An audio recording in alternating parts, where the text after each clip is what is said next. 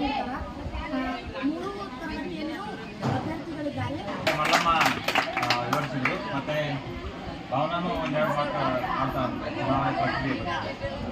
ನಮ್ಮ ಶಾಲೆ ಡಾಕ್ಟರ್ ಜಿಡಿ ಅಡ್ಡರ್ KPS ಮುಷ್ಟಿಗೇರಿ ಇಲ್ಲಿ ಚುನಾವಣೆ ನಡೆಯುತ್ತಿದೆ. ಅದರ ಸಲುವಾಗಿ ನಮ್ಮ ದೈಹಿಕ ಶಿಕ್ಷಣ ಸರ್ ಮತ್ತು ಉಳಿದೆಲ್ಲ ಸರ್ಗಳು ಒಂದು ವಾರ ಸತತವಾಗಿ ಅವರ ಅಮೂಲ್ಯವಾದ ಸಮಯವನ್ನು ಬದಿಗಿಟ್ಟು ನಮಗೆ ಮುಂದೆ 18 ವಯಸ್ಸು ಆದಮೇಲೆ ಹೆಂಗೆ ಎಲೆಕ್ಷನ್ ಹಾಕಬೇಕು ಅನ್ನೋದು ಮತ ಹೆಂಗೆ ಮಾಡಬೇಕು ಅನ್ನೋದು ನಮ್ಗೆ ಈಗಿಂದಲೇ ನಮ್ಗೆ ಪ್ರಾಕ್ಟೀಸ್ ಮಾಡಕತ್ತಾರ.